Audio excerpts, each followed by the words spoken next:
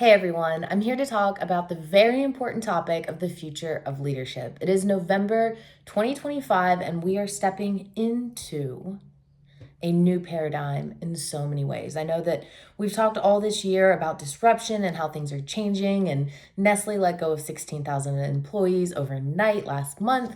The month before, Salesforce 40,000, and I'm sure that there are many, many more companies doing the exact same. So, listening to my sermon this morning from my home church, Victory Atlanta in Midtown, I was so filled up with the message that Pastor Mo was sharing about good news spreading. And I know that we're always talking about bad news and how everything's changing, and there is a lot of bad news to focus on right now. But one of the things that I love most about coming home to the hospitality industry is how future focused the industry as a whole is. It's very people centered. Yes, we will use technology to create more immersive experiences and engagement surveys and making it easier. I saw a recent article to give back, whether that's donations right upon sign in or just using tech in these ways. And one of the most important topics right now, defined by the EIC, the Events Industry Council, is talent. And of the 12 topics defining the next decade of meetings and events, talent, they are saying, is at the top of the list. So if you are in hotels, if you're in hospitality, if you're in meetings and events as a whole, you know that following not just the trends, but the relevance of the EIC is where the money is at, where the impact is at, right? So, yes, we've had this big disrupted year. Yes, it's going to continue to be even more disrupted in many industries. And for those who have said that getting entry level professionals interested in a hospitality career is difficult, maybe this is a good thing. Maybe the mass layoffs are showing employees or entry level professionals that a people centered return to in person working. Like one of the complaints that I've heard from Tyler Davidson, the VP of meetings today, is that they're having a hard time as a whole in hospitality getting entry level students and professionals. Well, I don't want to go stand behind a desk at a hotel all day. I want to work in tech. Or, well, in 2020, when events just, we all know what happened then. In 2020, entry level professionals were the ones that were most affected. So I should just go into tech to be more secure, or I just want to work remote. Well, yes, working remote has its benefits, but take it from me, somebody who was a digital nomad for 5 years prior. I was in hospitality, food and beverage before that, hospitality design before that. And then I went to the big dream of working remote, working from anywhere, and being a digital nomad. It was amazing. Yes, I came back, COVID happened, and the remote work that I had worked so hard to achieve at the end of my 4 years working in corporate advertising, I was so starved for in-person workspaces. I could not even work at home anymore. I've tried all of the different co-working area. Now, I mean, yes, I'm at home now, but I had to get out, especially when I was writing and I was still doing just hours and hours of computer work. The remote lifestyle wasn't the dream that it had once felt like. And I think that this is really important as hospitality leaders want to bring entry level professionals into a long career. So at IMEX America this year in Vegas, I learned so much, man. Every single senior leader that was in the room for part or whole of the day for the Future Leaders Forum was so filled with hope. And what happened is that we saw 109 22-year-old students not pick up their phone once. They were breaking every stereotype that the Future of Jobs report has put out about this next generation. They weren't lazy, they weren't entitled, they weren't unmotivated. They were eager. They were so on time, we weren't even necessarily prepared for them. We had a plan to do a 15 to 30 minute just icebreaker as people came back from lunch, because we said, okay, be here at 2. It'll usually take until about 2:30 to be here. I walked in that room a couple minutes before 2, and almost every single person was sitting at their seat, almost like, do you remember doing this from like first grade? Like the vice principal would walk in and your teacher, is this just me? Does anybody else remember this? And you'd put your arms, somebody tell me what this is called. I can't remember. It's not like stage ready is what's coming to my head. Obviously, it's not that. Like desk ready. I don't know. Somebody save me in the comments and let me know if I'm crazy or if you know what I'm talking about. But that is the energy and the eagerness and the attentiveness that these children, I almost said children, that these students showed up with. They had that same eagerness that reminds me of being a young child in the first grade, just so thirsty for knowledge. And whenever we shared with them on a break, wow, you guys are really inspiring us with so much hope. You're blowing us away with your thoughtful and meaningful questions and your gratitude. And they would all say a version of the same thing. Well, this is such a great opportunity. And so it's not that this generation is entitled. It's that they need to understand what growth opportunities are obvious. And so when we have the conversation of being entitled, it's easy to roll our eyes and say, kids these days. But in the 1880s, Eisenhower was talking about how lazy the next generation is. And in the 1990s, Gen X were blamed for being the slackers because they wanted to show up wearing jeans to work. And I don't know, they just happened to create the internet. So every generation always thinks that the generation that comes after them is some version of lazy or slacking because they didn't have the hardships that we did when we were going through it. And if you think about the generation today, growing up as digital natives, I'm fortunate enough to still be on both sides. I'm what they call an elder millennial. How fantastic is that? And I do remember both sides being closer to Gen X and closer to Gen Z, and understanding how societal shifts have shaped generations. And so this new generation growing up with a phone in their hand, it's not just access to the larger world that they've grown up with. It is a comparison of what their life should be like, looking at the highlight reels of the top 1%, we'll say, right? 2015, the biggest dream anybody could have was to be to be a travel influencer. And I wasn't one. I'd like to think I was one. I would get a lot of free room and board and food and wine in places like Croatia that were still less discovered back then because, I had a blog and they didn't ask questions and they didn't ask reach. And so all I had to do was post about it, and they were grateful for that. But then in the last 10 years, we've seen so much change. And it's gone from, wow, that could be such a cool opportunity, to why can't I have this?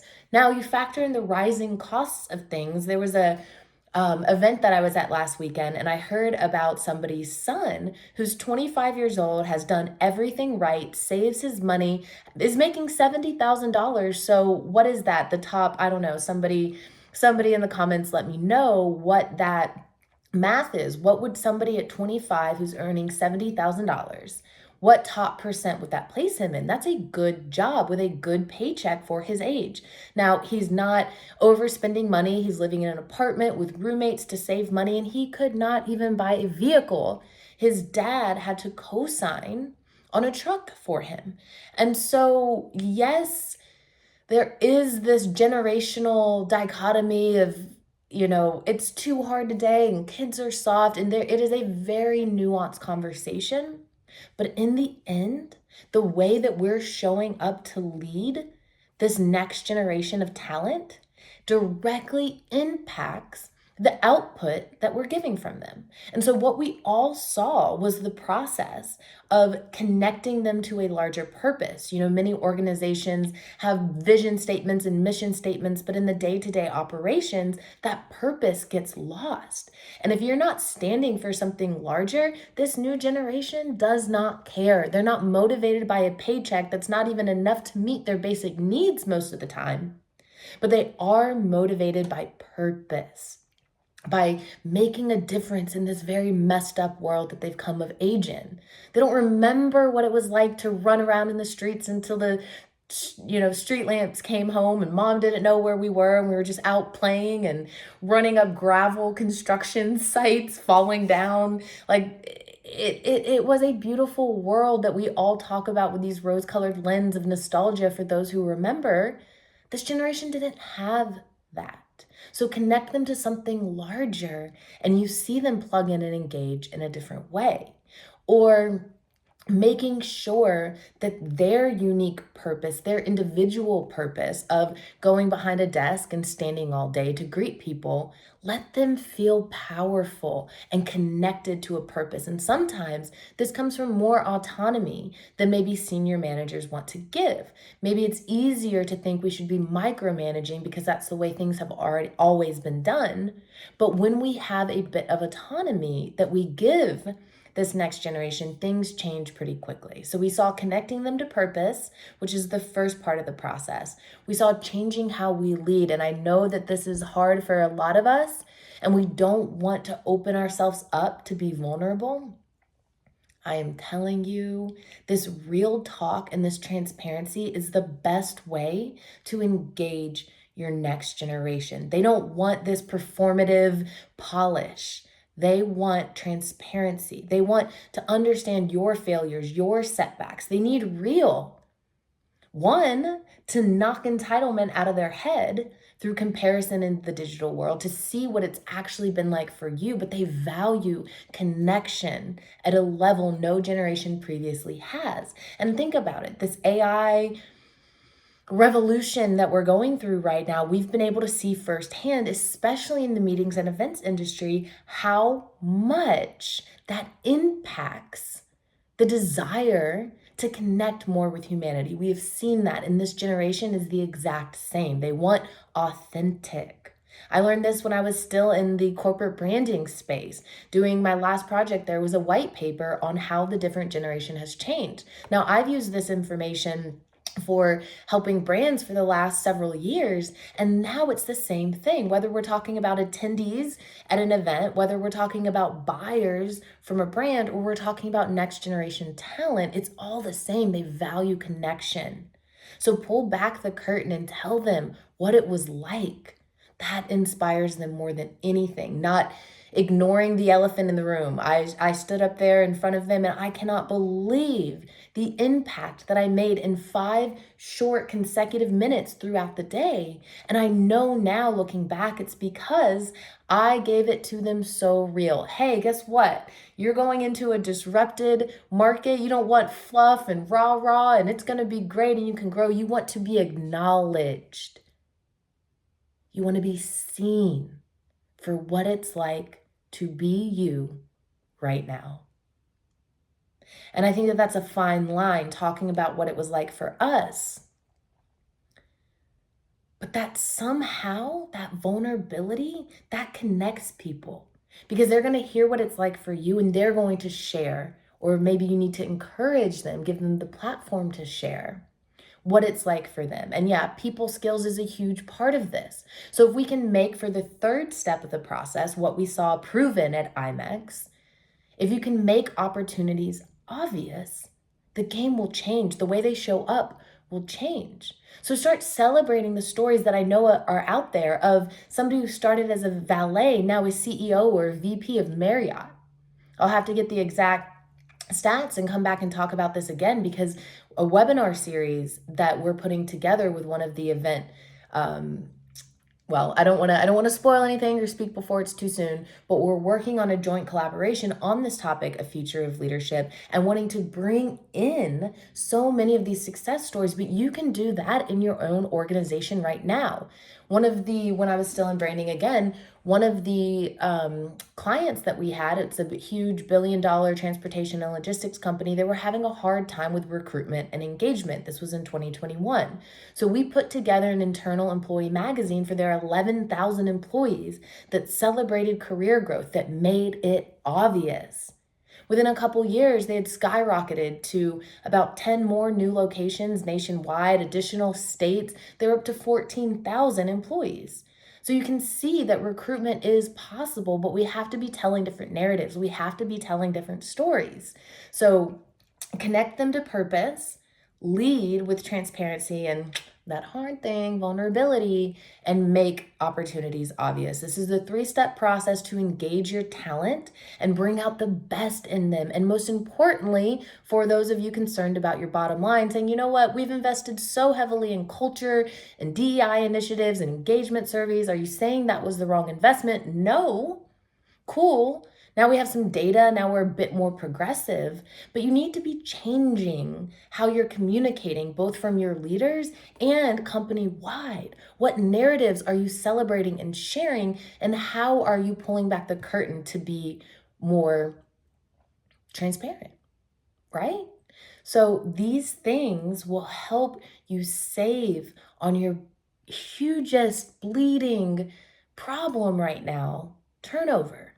Hospitality, and I've heard hotels specifically, are double the industry standard. And now, if we say that's just how hospitality is, it does not have to be, because opportunities always come for those who adapt during disruption. And I see hospitality industry having such a huge opportunity to inspire the next generation to go into what I believe is the best industry, hospitality. It's people first, it's future forward, and it is a warm, hospitable, like the South that I'm from, that's my hometown, that I came back here after traveling the world because our people are so hospitable. Hospitality is the best industry, and we can inspire our next generation of talent if we just show up and lead a little bit differently. If you liked this video, please let me know what your thoughts are on the next generation of talent, of the future of leadership, in the comments below. Make sure to share this with somebody who could help bring hospitality back to the forefront of entry-level professionals' desire to make this industry future safe. I don't know, whatever. Take that as my sign off of inspiration. Share this with somebody who needs it. Hit the like button and subscribe, and I'll see you guys back. Thanks so much.